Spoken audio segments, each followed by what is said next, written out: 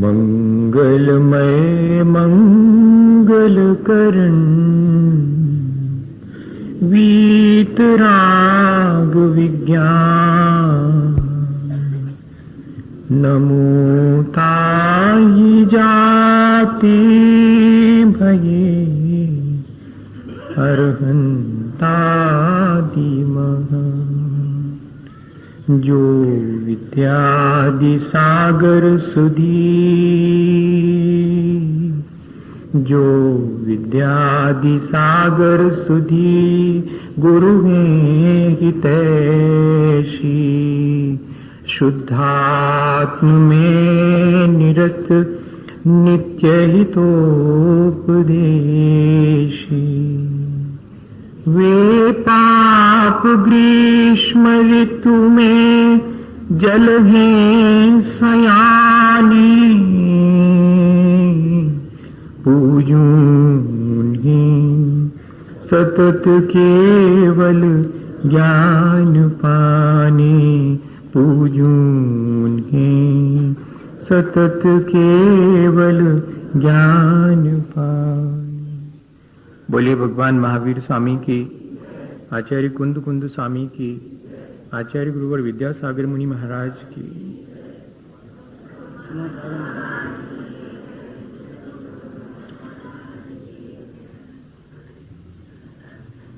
हम यहाँ इस बात के लिए एक साथ बैठे हैं कि विचार करें जिस तरह का जीवन हमें प्राप्त हुआ है उसकी जिम्मेदारी किसकी है, उसका उत्तरदायी कौन है। जीवन को सुखपूर्वक या दुखपूर्वक, ज्ञान के साथ या अज्ञान के साथ, अत्यंत वैभव समृद्धि के साथ या कि दीनहीन और दरिद्रता के साथ जीने की मजबूरी किसने हमें सौंपी है। क्या कोई इस सब का विधाता और स्वामी है क्या, जो हमारे जीवन को इस तरह जीने के लिए मजबूर करता है। और हमने बहुत स्पष्ट रूप से विचार करके ये जान लिया है कि ये काम किसी और का नहीं है, ये काम मेरे अपने कर्मों का है। मैं यहाँ निरंतर मन, वाणी और शरीर से जो भी करता हूँ और जिस तरह के परिणाम या भाव मेरे होते हैं, मेरी थॉट्स और फीलिंग जैसी होती हैं, वैसा मेरा जीवन निर्मित होता चला जाता है। मेरे अपने इस जीवन के निर्धारण में या कि मेरे अपने इस संसार के कर्मों को निर्धारित करने में मेरे साथ 3 लोगों की भागीदारी है। एक तो मेरी अपनी आसक्ति, मेरा अपना मोह, वो इसका पहला पार्टनर है। मेरे अपने जीवन को इस तरह से जीने के लिए मजबूर करने वाला पहला भागीदार अगर कोई है तो मेरा अपना मोह, मेरी अपनी आसक्ति है। और दूसरी, मेरे अपने वर्तमान पुरुषार्थ की दिशा, मेरे अपने वर्तमान पुरुषार्थ की चॉइस, मैंने जैसा पुरुषार्थ करने का तय किया है वो वैसा मेरे कर्मों को और मेरे जीवन को बनाने में दूसरा हिस्सेदार है। और तीसरी है मेरे अपने कर्मों को करने की अज्ञानता, मेरी अपनी लापरवाही, मेरी अपनी गाफिलता। ये 3 चीजें हैं जो कि मेरे जीवन को निर्मित करती हैं, जिनसे कि मेरे जीवन में और मैं इस संसार में जिनको देखता हूं उनके जीवन में जो विविधता है, उस सब के लिए एक ही चीज है, उस व्यक्ति के द्वारा किए जाने वाला कर्म। कर्म किया भी जाता है, हम रोज कर्म करते हैं, मन से करते हैं, वाणी से करते हैं, शरीर से करते हैं। और इतना ही नहीं, हम अपने किए गए कर्मों का फल भी भोगते हैं, तुरंत भी भोगते हैं, और उसके आफ्टर इफेक्ट्स भी होते हैं, वे भी हमें ही भोगना पड़ते हैं। और इतना ही नहीं, उन कर्मों के फल भोगते समय मैं जैसे परिणाम करता हूं, जैसा मेरा पुरुषार्थ होता है, खोटे या भले मेरे भाव होते हैं, उससे मेरे आगे के कर्म मैं स्वयं निर्धारित कर लेता हूं। कर्म मुझे मनचाहा फल दें या कि कर्मों से मैं अपना मनचाहा फल पालूं, ये दोनों बातें पूरी तरह सच नहीं है, आधी सच है। कर्म मुझे मनचाहा फल दे सकते हैं, ऐसा भी नहीं है, और कर्मों के उदय में मैं मनचाहा फल पालूं, ऐसा भी नहीं है। तो फिर बात क्या है? ये जरा कर्म बंध की प्रक्रिया की जो अज्ञानता है वो जरा ठीक करनी पड़ेगी मुझे, और अपने पुरुषार्थ को ठीक दिशा देनी पड़ेगी, क्योंकि ये दोनों मेरे बस में है। मेरा मोह, मेरी आसक्ति, उस पर मेरा उतना जोर नहीं चलता है, लेकिन मैं डायरेक्ट नहीं, मैं इनडायरेक्ट अपने उस मोह और आसक्ति पर कंट्रोल कर सकता हूं। मैं अपने पुरुषार्थ से और कर्म बंध की प्रक्रिया की अज्ञानता को दूर करके, ये मेरे मन में विश्वास जागृत होना चाहिए। वरना तो फिर कर्म जैसा फल मुझे देना चाहेंगे, मुझे भोगने की मजबूरी है। और या फिर दूसरा यह है कि मैं ऐसा पुरुषार्थ करूं, पुरुषार्थ करने का अहंकार करूं कि मैं अपने कर्मों से अपना मनचाहा फल ले लूंगा, ऐसा भी नहीं। दोनों ही चीजें नहीं। कर्म तो सिर्फ इतना काम करता है कि मेरे चाहे गए कामों में बाधा डाल सकता है, लेकिन अपना मनचाहा फल मुझे नहीं दे सकता। ये चीज समझने की चीज है। ना हम कर्मवादी हैं, ना हम भाग्यवादी हैं, ना हम पुरुषार्थवादी हैं।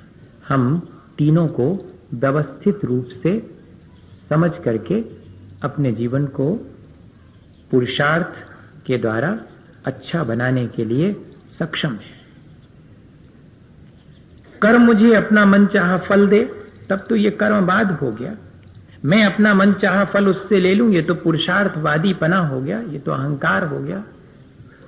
या कि मैं ये मान के बैठ जाऊं कि मेरी नियति, डेस्टिनी, मेरा भाग्य ही ऐसा है, किसी ने मेरे लिए लिख दिया है मेरे माथे पर, ऐसा भी नहीं। मुझे इन तीनों बातों को ठीक समझना पड़ेगा। कर्म तो ठीक ऐसा है कि मेरे सामने थाली परोस के रख दी गई है, लेकिन मुझे क्या खाना है, कितना खाना है, कैसे खाना है, कब खाना और कब नहीं खाना है, ये मेरे पुरुषार्थ पर निर्भर करता है।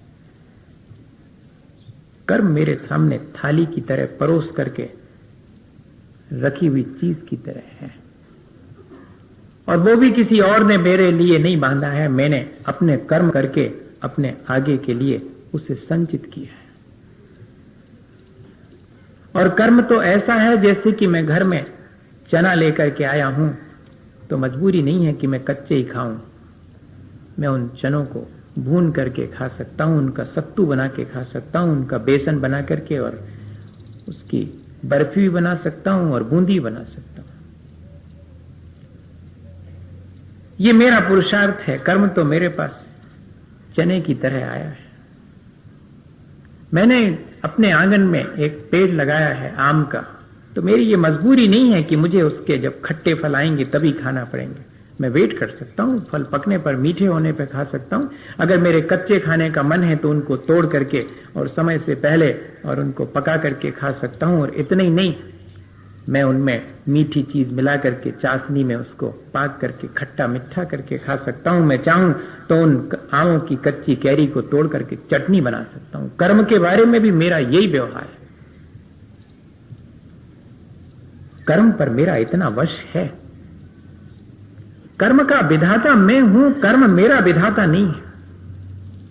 ये बात हमें बहुत स्पष्ट होनी चाहिए। कर्मों को मैंने अपने लिए बांधा है, कर्मों से मैं मजबूर नहीं हूं।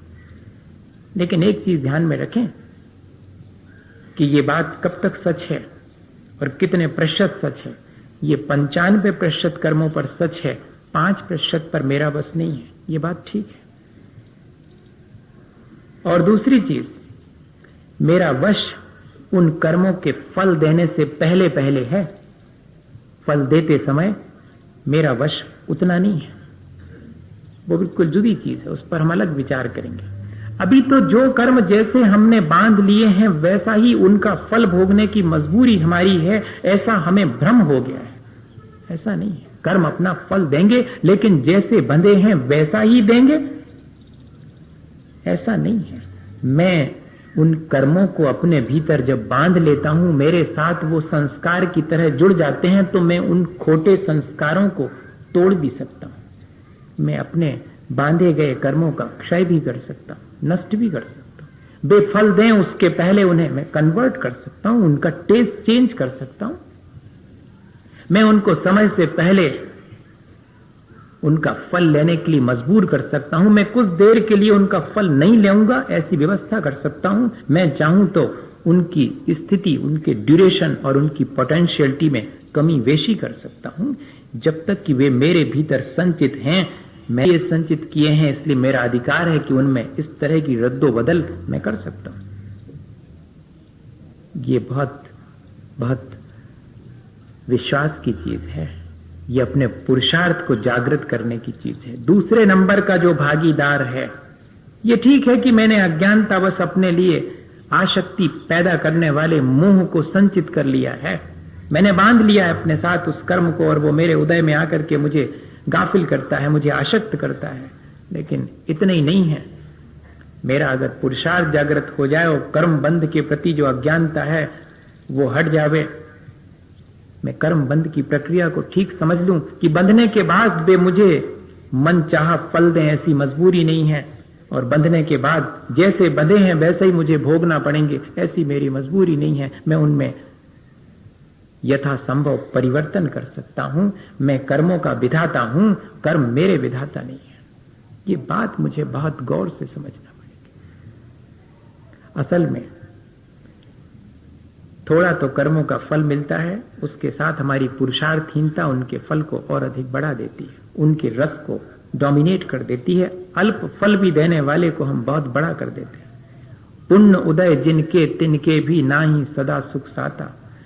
साता कर्म के उदय में भी अगर हमारी स्थिति पुरुषार्थ की कमजोर हो तो हम उसमें भी दुख कमा सकते हैं, और जब दुख देने वाला असाता का उदय आए तब भी हम समता भाव रख करके उसे शांति से गुजर जाने के लिए मजबूर कर सकते हैं। ये मेरी कर्मों के ऊपर ग्रिप है, कर्म की पकड़ में मैं नहीं हूं।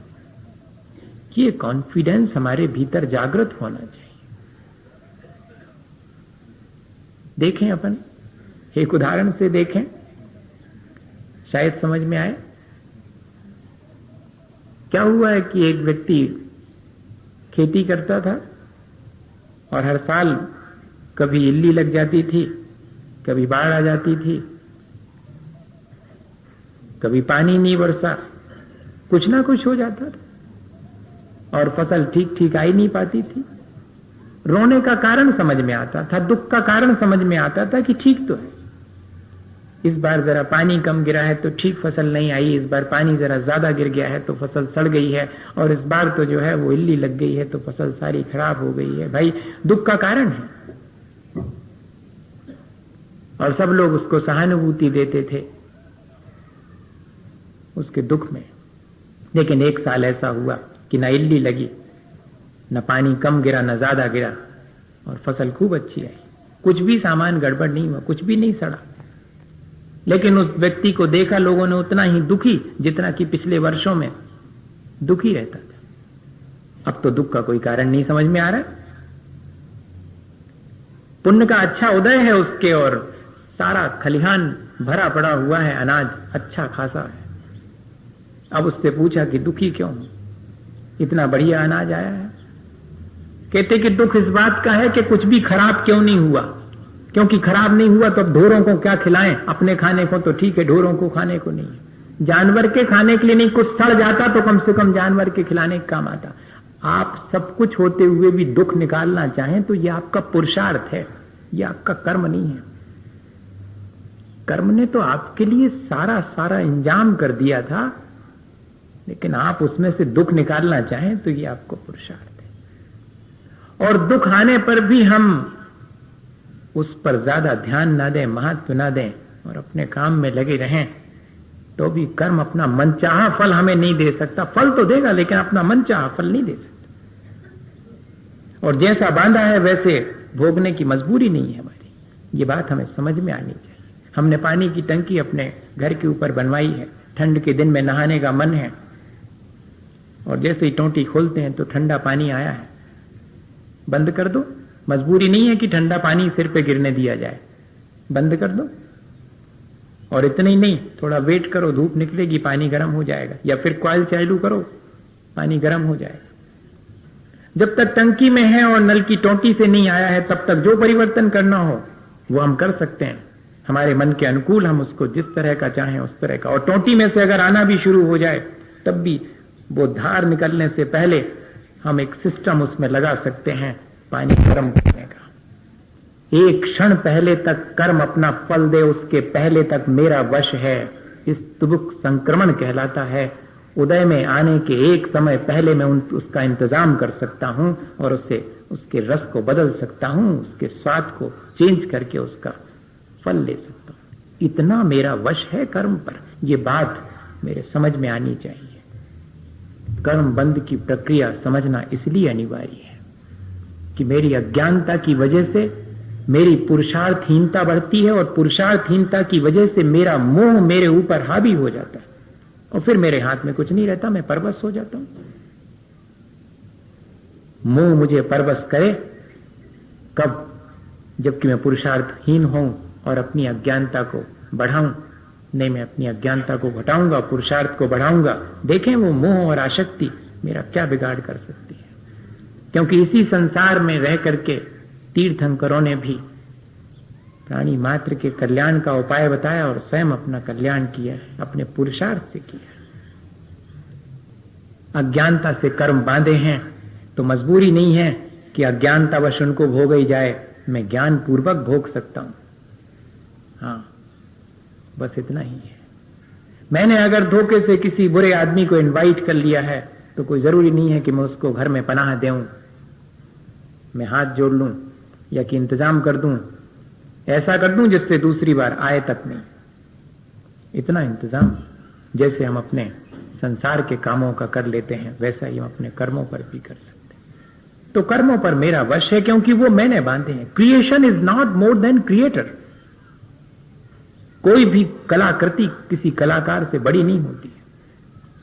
कर्म मेरी कृति है, कर्म मेरा स्वामी नहीं है, वो मेरे बनाए गए हैं, मेरे हाथ का मैल है वो कर्म। मैंने अपने वाणी, मैंने अपने मन और मैंने अपने शरीर की चेष्टाओं से उन्हें आमंत्रण दिया है, और मेरी अपनी फीलिंग्स, मेरे अपने थॉट्स, जिसकी वजह से उनको मैंने शक्तिशाली बना दिया है। मैं अपने थॉट्स और फीलिंग को चेंज करके उनकी शक्ति को डिस्ट्रॉय कर सकता हूं, उनकी शक्ति को कमजोर बना सकता हूं। मैं अपने मन, वचन और शरीर को जरा व्यवस्थित करके उनके आने के द्वार को रोक सकता हूं। मैं इतना कर सकता हूं। यह बात हमारे समझ में आनी चाहिए। कर्म बंध की प्रक्रिया हमने समझी, लेकिन कर्मों को काटने पर हमारा वश है। कितनी चीजों पर वश है? बांधे हुए कर्म जब तक मेरे भीतर संचित हैं, मैं चाहूं तो उन्हें नष्ट कर सकता हूं। मैं चाहूं तो उनकी स्थिति और उनके फल देने की सामर्थ्य को घटा बढ़ा सकता हूं, उत्कर्षण अपकर्षण। मैं चाहूं तो उनका स्वाद बदल सकता हूं, संक्रमित कर सकता हूं। मैं चाहूं तो उन्हें समय से पहले लाकर के नष्ट कर सकता हूं, उदीर्णा करवा सकता हूं। मैं चाहूं तो उन्हें थोड़ी देर के लिए आने से रोक सकता हूं, मैं उनका उपशम करा सकता हूं। ये सारी चीजें मेरे अपने हाथ में है। बस इतनी ही मजबूरी है मेरी कि मेरे अपने परिणामों की कमजोरी से, मेरी अपनी अज्ञानता से कुछ कर्मों को मैं ऐसा बांध लेता हूं जिन पर मेरा वश नहीं चलता है, जिनको कि जैसा बांधा है वैसा ही मुझे भोगना पड़ता है। वो सिर्फ 5% हैं और उनका इंतजाम भी है। उनका इंतजाम सिर्फ है, ये है कि जिन बिंब दंशने न निदत्ती निकाचित कम पैडी खय जादू। ऐसे कर्म जिनको कि बांधते समय हमारे परिणामों की अज्ञानता और तीव्रता से हम अब बाद में उनमें कोई रद्दो बदल नहीं कर सकते, जैसा फल वे देंगे वैसा भोगना पड़ेगा। ऐसे कर्मों को भी जिनेंद्र भगवान के बिंब के दर्शन करने मात्र से हम नष्ट कर सकते हैं। ये हमारे ऊपर, हमारे पास इसका भी उपाय है। जिन बिंब दर्शने न, साक्षात जिनेंद्र भगवान के समोशरण में बैठे भगवान के दर्शन से नहीं, उनकी अनुकृति से, उनके इमेज से, उनके बिंब से। तो इस तरह हम देखें तो कर्मों को काटना हमारे हाथ में, बांधना हमारे हाथ में है, तो उनको काटना भी हमारे हाथ में। हम मजबूर नहीं है। एक बहुत बड़ा कलाकार था, जंजीरें बनाता था, और उसकी जंजीर पर वो अपनी आखिरी में एक सील लगा देता था कि ये जंजीर, ये मार्का है, इस जंजीर को कोई तोड़ नहीं सकता। और वाकई में दूर दूर तक इस बात की प्रसिद्धि थी कि उसकी बनाई जंजीर कोई नहीं तोड़ सकता। और उसके भीतर भी ये भाव बैठ गया, बहुत गहरे बैठ गया कि मेरी बनाई जंजीर कोई नहीं तोड़ सकता। और एक दिन ऐसा हुआ कि किसी अपराध में उस कलाकार को कैद कर लिया गया और जंजीर पहना दी गई। और जब उसे जंजीरें पहनाई जा रही थी तो उसको कोई भय नहीं था, बहुत खुश था, क्योंकि जितनी प्रसिद्धि उसकी बनाई हुई जंजीर की थी, उतनी ही प्रसिद्धि उसकी इस बात की भी थी कि कोई भी जंजीर ऐसी नहीं है दुनिया की जिसे वो तोड़ ना सके। बस उसकी बनाई हुई जंजीर को कोई नहीं तोड़ सकता, लेकिन दुनिया में किसी की बनाई हुई जंजीर को वो तो आसानी से तोड़ सकता। ये प्रसिद्धि थी, इसलिए वो बहुत मुस्कुरा रहा था जंजीरें बांधते समय कि एक झटका देना है, क्योंकि आज तक कोई जंजीर नहीं बनी जो कि मैं न तोड़ सकूं। ये उसको विश्वास था। लेकिन मेरी बनाई हुई जंजीर कोई नहीं तोड़ सकता, ये भी था उसको। एक साधु उसे जंजीरों में जकड़े लेकिन प्रसन्न रास्ते से गुजरते देख करके जरा मुश्किल में पड़े कि आदमी लगता है पहुंचा हुआ, क्योंकि जंजीरों से जकड़े होने के बाद तो चेहरे पर म्लानता होनी चाहिए थी, प्रसन्नता का कोई कारण नजर नहीं आता, कुछ ना कुछ बात है भीतर। और जब वो कटघरे के भीतर खड़ा हो गया तो बाहर से साधु ने कहा कि तुम्हारे मुस्कुराने का कारण क्या है? तो उसने कहा, सुनो, कोई भी जंजीर आज तक ऐसी नहीं बंधी जिसे मैं तोड़ ना सकूं, इसलिए ये जंजीरें तो बस इनको हटने दो जरा, फिर मैं तोड़ दूंगा, इसलिए मैं मुस्कुरा रहा हूं। लेकिन अगले क्षण 5 मिनट ही हुए होंगे और सुबक सुबक के उसके रोने की आवाज सुनाई पड़ी। बाबा ने फिर से मुड़ के देखा, क्या हुआ? अभी तो उसने कुछ भी पुरुषार्थ शुरू नहीं किया कि जंजीर तोड़ना शुरू की हो और नहीं टूट रही हो इसलिए रो रहा है, कुछ भी नहीं शुरू किया। तो क्या हुआ आखिर, रोने का कारण क्या है? उसने कहा कि अब तो मेरे जीवन का अंत इसी कारागार में हो जाएगा, मुझे मरने को यही मजबूर होना पड़ेगा। अरे बताओ तो क्या कारण? इस जंजीर में तो मेरा मार्का लगा हुआ है और मेरे मार्के की जंजीर की तो ये प्रसिद्धि है कि उसे कोई नहीं तोड़ सकता। अब उसकी इस अज्ञानता पर साधु को हंसी आ रही है और हम सबको भी हंसी आएगी। तब साधु ने उसे क्या दिलासा दिलाई कि दुनिया भले ही ना तोड़ सके तुम्हारे मार्के वाली, लेकिन तुम तो तोड़ सकते हो। अरे ये तो मैंने ध्यान ही नहीं दिया, मैं दुनिया भर की जंजीरें तोड़ सकता हूं लेकिन अपनी बनाई जंजीर कोई नहीं तोड़ सकता। ये तो ठीक है, पर मैं तो अपनी बनाई जंजीर तोड़ सकता हूं। मैं अपने बांधे कर्मों को, मैं किसी और के, अपने परिचितों के, अपने बहुत प्यारी मां के भी बांधे गए कर्मों को नहीं काट सकता, ये ठीक है, लेकिन मेरे बांधे गए कर्मों को तो मैं काट सकता हूं। मेरी मां भी मेरे कर्मों को नहीं काट सकती, ये बिल्कुल ठीक है ना, मैं उसके कर्मों को काट सकता हूं, पर मेरे बंधे कर्मों को मैं काट सकता हूं। ये बात, ये विश्वास हमारे पास में होना चाहिए, ये चीज हमारे हाथ में है। तो भैया आज अपन ने एक बहुत बड़ी बात सीख ली। कर्म हम बांधते हैं, उसमें जितनों की भागीदारी है उसमें से 2 पर मेरा वश है, और वो दोनों अगर मैं जागृत कर लूं, अपने पुरुषार्थ को जागृत कर लूं और कर्म बंध की प्रक्रिया को ठीक ठीक जान लूं, बांधना है उनको कब कैसे नष्ट कर देना है, ये पुरुषार्थ मेरे भीतर जागृत हो सके, ये मेरे हाथ में है। मेरे जीवन का निर्माण मेरे हाथ में है। मेरे जीवन का निर्माता मैं स्वयं हूं, उत्तरदायी मैं स्वयं हूं। अपने जीवन को जितना मैं पतित करता हूं उसका उत्तरदायित्व भी मेरा है, और जितना मैं ऊंचा उठाता हूं उसकी जिम्मेदारी भी मेरी है। ठीक है, मेरा अतीत खराब हो सकता है, लेकिन ऐसा कोई जरूरी नहीं है कि जिसका अतीत खराब हो उसका भविष्य भी खराब होगा। किसी ने लिखी हैं 2 लाइनें कि शानदार था भूत, भविष्य भी है महान, लेकिन कोई अगर संभाले उसे जो है वर्तमान। अगर हम वर्तमान को संभाल लें तो हमारा अतीत और हमारा भविष्य हमारे हाथ में, उसके निर्माता हम स्वयं हैं। और एक छोटी सी घटना सुनाऊं, और आज अपन इस प्रक्रिया पर आराम से घर जाकर के विचार करेंगे और बहुत सारे प्रश्न मन में उठेंगे जिनका समाधान अपन खोजेंगे कि क्या सचमुच ऐसा है। इतनी बातें सुनने के बाद मन में एक कसमसाहट जरूर लगेगी, क्या ऐसा कर सकता हूं? मैं तो अभी तक यही सोचता था कि मैंने जो पहले बांधा है वो भोगने की मजबूरी है, और मैं तो पूरे जीवन यही देखता आ रहा हूं, पूरा जीवन मेरा गुजर गया। मैंने जब जब भी जहां हाथ डाला मुझे लाभ होना था तो लाभ हुआ, जहां हाथ डाला हानि होना थी हानि हुई। मैं कोई क्या कर सका? मैं तो अत्यंत मजबूर, किसी के हाथ की कठपुतली की तरह मैं अपना जीवन जी रहा हूं। मैंने तो आज तक यही सोचा था, आज ये कौन सी बात कह रहे हैं? विचार करना, मेरी बात को सहसा मान मत लेना। ऐसे तो हम बहुत सारी बातों को मानते आए हैं, किस किस की मानेंगे? अब किसी की नहीं मानना। अपने भीतर झांक करके देखना कि वास्तविकता क्या है, उसको मानना। मैं आपको ये साहस दिला रहा हूं कि जब किसी दूसरे के कही हुई बात को हम फिर से एनालाइज करके देख सकें, अभी हम लोगों के पास ये साहस नहीं है।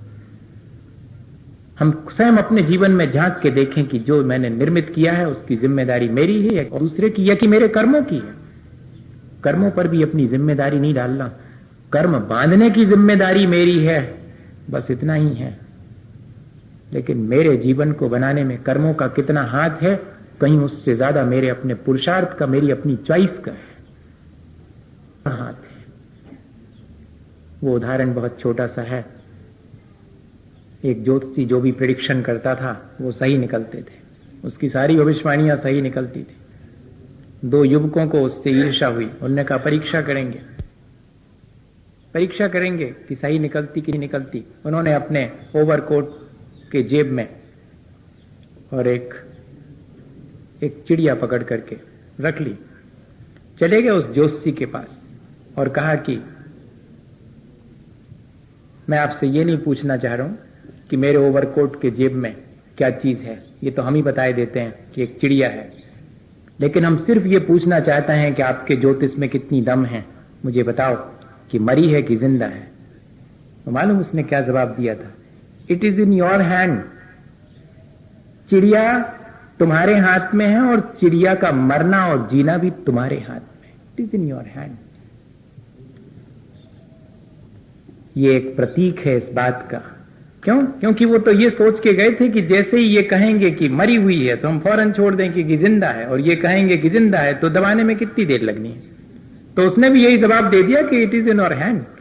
चिड़िया का मरना और जिंदा होना वो तुम्हारे अपने हाथ में है। ये इस बात का प्रतीक है कि बहुत सारी चीजें हैं जो हमारे हाथ में, लेकिन ऐसा अहंकार मत करना। हां, मेरा पुरुषार्थ मुझे अहंकार करने की प्रेरणा नहीं देता। मेरा पुरुषार्थ मुझे ठीक ठीक बात को समझ करके और मुस्कुरा करके प्रसन्नता पूर्वक उन चीजों को जिनको मैं नहीं चाहता उनको हटाऊं, और जिन चीजों को अपने जीवन में चाहता हूं उनको लाऊं। सिर्फ इतनी ही सलाह देता है।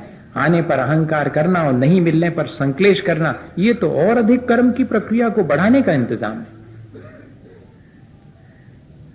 बहुत सावधानी की आवश्यकता है। हम समझें और इस प्रक्रिया को समझ करके और अपने जीवन को दिशा दें और अपने जीवन को अच्छा बनाएं। इस प्रक्रिया का उद्देश्य सिर्फ इतना ही है, कोई अपनी विद्वत्ता बढ़ाने का या कि कोई अपने बहुत अधिक होशियार होने का नहीं है। बस अपने जीवन को अच्छा बनाने का उद्देश्य है। ये पूरी प्रक्रिया इसलिए हम समझ रहे हैं बैठ करके एक साथ। अकेले अकेले तो सब समझते हैं जो जितना समझता है, और एक साथ बैठ के समझना एक बहुत बड़ी चीज है। और हम एक दूसरे से समझें, एक दूसरे के जीवन में भी देखें कि क्या वास्तव में ऐसा ही है, और फिर हम उस प्रक्रिया में क्या परिवर्तन करके अपने जीवन को अच्छा बना सकते हैं, ऐसा विचार करें। इसी भावना के साथ बोले आचार्य गुरुवर विद्यासागर मुनि महाराज की। हे गुरुवर शाश्वत सुख दर्शक, यह नग्न स्वरूप तुम्हारा है।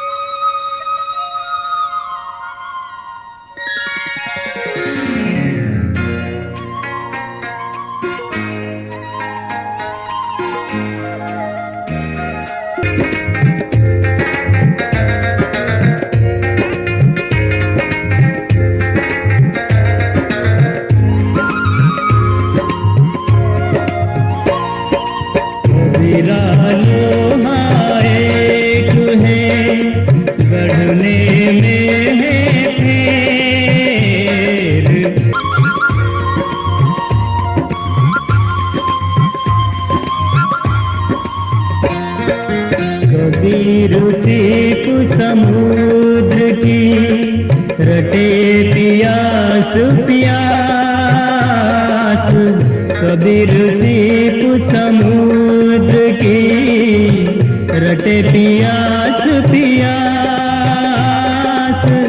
और बूंद को ना कहे स्वाति बूंद की आस, कबीरा स्वाति बूंद की आस।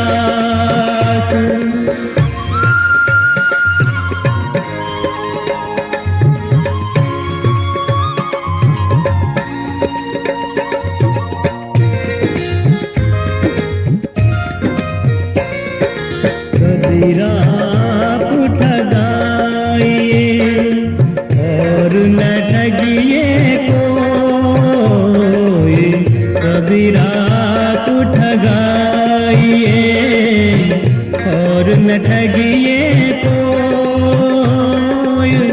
आप ठगे सुख होत है और कबीरा सुख ठगे काई, न